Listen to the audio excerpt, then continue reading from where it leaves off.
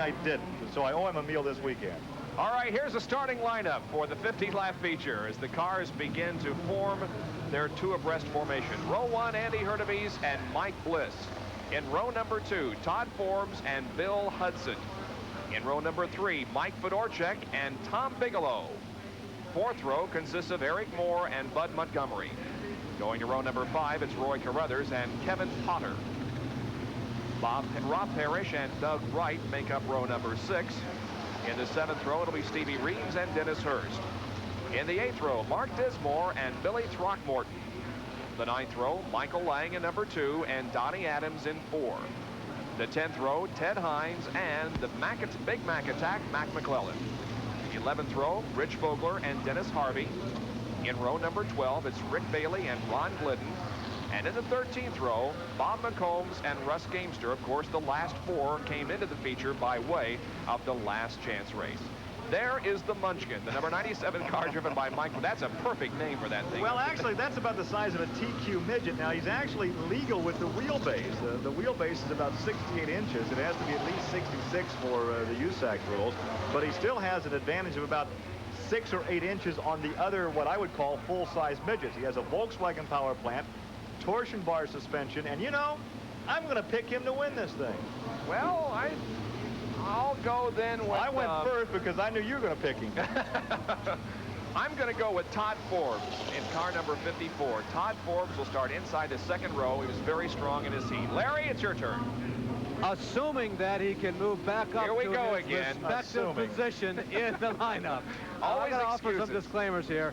I really think that Mike Bliss has the best opportunity. And while we're talking about Mike, I have his father here. What happened to the race car? Well, the push car shoved us off and got over the top and broke the shocks off in the mount. We're going to try it anyway. It's a little bit loose, but we're going to give her a good go. Do you think that you fixed it enough that he can run up front? Well, it's questionable. We hope so. That's a long ways to come to be damaged by the push truck before the green falls. Yeah, we didn't get the right bolt tight either, but we had to go, so we'll see what happens. Well, there's my pick, guys. Okay, he's going to let the field catch up with him. He's kind of tried it out down here in the 3rd and 4th turns, but will pull into his assigned starting position, which is outside of the front row. Actually, the family left the Midget here in Indianapolis, and they've been commuting back and forth, but the Midget has remained here for a number of weeks this summer. Okay, we should go green this time around. 50 laps of racing to cap off our live coverage of the USAC Midgets here at the Speedrome on this Thursday evening in Indianapolis. Here they come, a good start.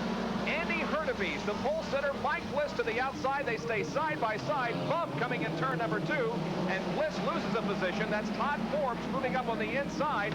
They complete lap number 1. Andy Hurtubise has the lead. Bliss and Todd Forbes are side by side for 2nd. Now Bliss begins to move on the outside and has gone into 2nd, challenging for that lead. What a ride he has. If that car is loose, he's doing a terrific job. Here he comes into turn number 1. He's side by side with the leader, Hurtubise. Down the backstretch, he inches ahead just slightly into 3. He's got the lead. But is he? If that car is loose, you don't want to be on the outside, and that's exactly where he's making his gains right now. Great The car can't be that loose. Andy Hurtubise inside and Mike Bliss on the outside. Now Bliss makes the pass, but Andy Hurtubise still has the advantage because he's on the inside of the racetrack. Once again, Bliss pulls ahead, and now he's got the lead for good and begins to put a couple of car lengths between himself and Andy Hurtubise. Now, you notice Todd Forbes has been watching Mike Bliss run the outside groove. He tried it for a moment, but look what happens. He loses a position to the Munchkin. The Munchkin is up to 3rd. Oh, we've got something in the front straightaway. Well, Ron Glidden almost flipped, but didn't. He instead slid on 2 wheels into the infield. We have Russ Gamester. It appears to be Rich Vogler and in the middle. Stevie Reeves also Stevie Reeves along the outside wall. There is Stevie Reeves in car number 8. Vogler's out of his car. Gamester climbs out. There was contact between several cars coming down the straightaway. 3 of them are against the outside wall, just entering turn number 1. And Ron Glidden's car, the number 15 machine, is in the infield. Vogler was out. Actually, Vogler stayed in his car. That was Russ Gamester that we were looking at. Well, he's out of the race at any case. He's out of the race. Now he's out of the car. So Vogler will not take the checkered flag tonight. He's the only driver to have a repeat victory here. He's won 3 times, has a large lead in the points, but has only 3 victories. And look, he got jammed up real well there. And look at Ron side of the racetrack, just doing a fine job. No contest at all for the lead, but there is a good battle here for second. Todd Forbes, there it is, the number 97. Look at that move on the high side. He's out there 3 car widths out. They don't run that high generally. Look where he is. He's going to lap the entire field before this race is over.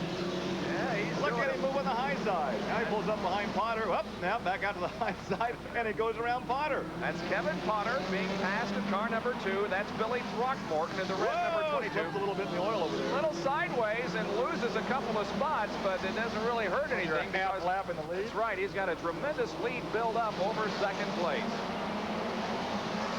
All right, I think I'd like to be his agent. How many orders are we going to take around the country to see if we can pull one of these chassis for next season at the Speedrome? Well, it just goes to show you that all the aerodynamics and stuff that you can put in a midget really isn't... It's offset. Look how far offset it is. And here, back to this battle for second position. Now Todd Forbes making contact with Mike Bliss in the fourth turn. On the high side, and he gets it. Carruthers gets the inside tire marker.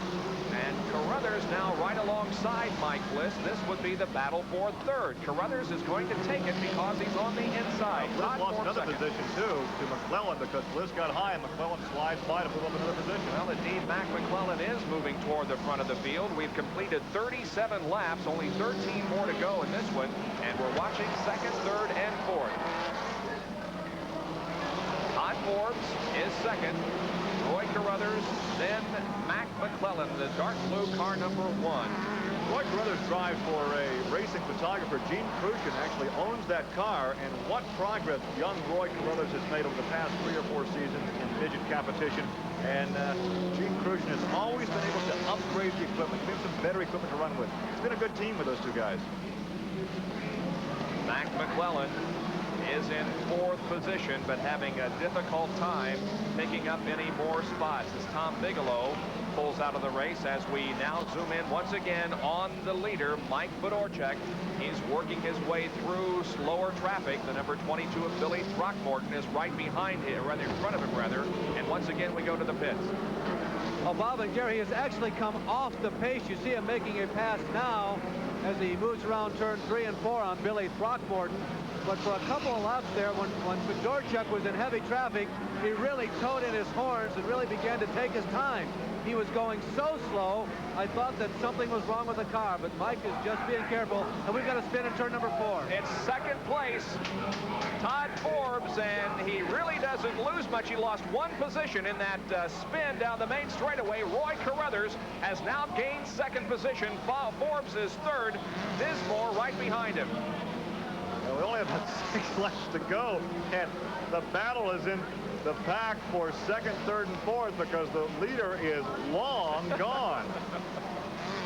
There's second, Roy Carruthers, Todd Forbes, then Mark Dismore, followed by Eric Moore and Mac McClellan. So Mac has definitely himself fallen off the pace. I have got to believe that our leader has never, ever enjoyed a race more than he's enjoying this one right now. Well, I've enjoyed watching him, I'll tell you that. 47 laps completed, only 3 more to go. And Fedorchak will have the win. There he is, behind Kevin Potter. Just having a wonderful evening here. He's saying... Wonder how much he'd take for that car this evening. Probably more than you've got, since it's going to win easily. It appears to be, at least. Now here comes the white flag. 1 more lap to go. We'll follow him around on his final lap. Mike Fedorchak, car number 97, is down the backstretch. He's got clear sailing ahead of him. Here he is, coming off turn number 4, and the Munchkin wins at the Speedrome. Yes, Toto, we're not in Kansas. Well, that was fun. Oh, he loses! He spins on the cool-down lap. He spins, and we're going to have to move victory lane over to the 3rd turn. I don't think he was cooling down much. He was on the gas over there at 3 and just got out from under him. But who cares? The checkered flag has already fallen. I have seen guys running a fuel on a cool-down lap on the victory lap, but I've never seen anybody spin out. The top 5 finishers. Mike Fedorchak is the winner. Roy Carruthers second. Todd Forbes finishes 3rd. Mark Dismore 4th. And Mac McClellan is 5th. We'll be in victory lane with Fedorchak when we come back to the Indianapolis Speedrome.